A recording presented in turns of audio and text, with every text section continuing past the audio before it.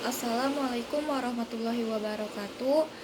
Nama saya Amalia Nur Ihsan dari kelas 1A dengan NIM 66612100089. Pada kesempatan kali ini, izinkan saya untuk mempresentasikan hasil kerja saya, yaitu mengenai pembuatan poster artikel berkaitan dengan materi Pancasila dalam arus sejarah bangsa Indonesia sekitar proklamasi kemerdekaan. Tugas ini untuk memenuhi ujian tengah semester mata kuliah Pancasila dengan dosen pengampu Bapak Arif Permana Putra, MPD. Langsung saja, pada latar belakang dibahas mengenai Pancasila. Seperti yang kita ketahui, Pancasila adalah 5 nilai dasar luhur yang menjadi ideologi negara bangsa Indonesia. Pancasila terlahir dari kebudayaan dan sejarah masyarakat Indonesia yang telah ada jauh sebelum bangsa Indonesia merdeka. Para pendiri bangsa berhasil menggali nilai-nilai luhur yang dipegang teguh oleh masyarakat wilayah Nusantara dan kemudian merumuskannya menjadi sebuah pedoman atau ideologi bangsa Indonesia, yakni Pancasila. Pancasila sebagai ideologi bangsa Indonesia memiliki nilai-nilai luhur. Nilai-nilai Pancasila menjadi sumber dari segala hukum yang mengatur segala kehidupan bangsa Indonesia dalam berbangsa dan bernegara. Kemudian dilanjutkan pada pembahasan era kemerdekaan dimulai dengan proklamasi kemerdekaan Indonesia pada tanggal 17 Agustus 1945. Pancasila baru disahkan oleh PPKI pada tanggal 18 Agustus 1945. Namun perlu diketahui bahwa sehari setelah proklamasi kemerdekaan, yakni pada tanggal 18 Agustus 1945, PPKI melakukan sidang untuk menentukan posisi negara bangsa Indonesia dari semula bangsa terjajah menjadi bangsa yang merdeka. Kemudian pada era kemerdekaan, dalam perjalanan kehidupan bangsa Indonesia pasca kemerdekaan, Pancasila mengalami banyak perkembangan. Sesaat setelah kemerdekaan Indonesia pada 1945, Pancasila melewati periode-periode percobaan demokrasi. Pada kala itu, Indonesia masuk ke dalam kurun percobaan demokrasi multipartai dengan sistem lembaga parlementer. Pada akhir tahun 1959, Pancasila melewati era kelamnya, di mana Presiden Soekarno menerapkan sistem demokrasi terpimpin. Pada zaman itu, Presiden dalam rangka tetap memegang kendali kebijakan terhadap berbagai kekuatan.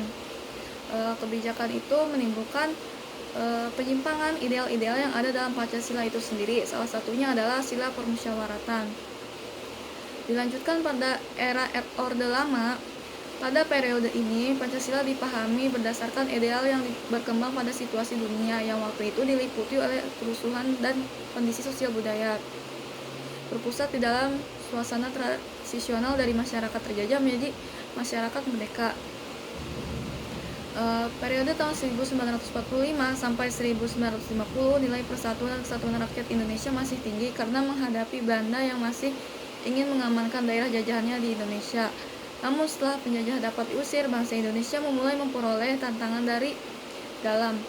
Dalam kehidupan politik, sila keempat yang mementingkan musyawarah dan mufakat tidak dapat dilaksanakan karena demokrasi yang diterapkan adalah demokrasi parlementer.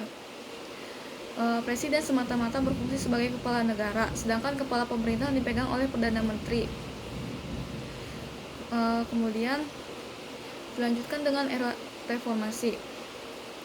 Reformasi sendiri secara etimologis berasal dari kata reform, sedangkan secara harfiah reformasi mempunyai pengertian suatu kiprah yang memformat ulang, membereskan ulang hal-hal yang menyimpang untuk dikembalikan pada format atau bentuk mulanya. Reformasi juga diartikan sebagai perubahan dan paradigma pola tempo ke paradigma ke pola baru untuk menuju ke kondisi yang lebih baik sesuai dengan harapan. Sebagai negara hukum, setiap perilaku baik dari warga masyarakat maupun dari pejabat harus berdasarkan hukum, baik yang tertulis maupun yang tidak tertulis. Dalam kaitannya dalam perluasan hukum, Pancasila harus menjadi landasannya.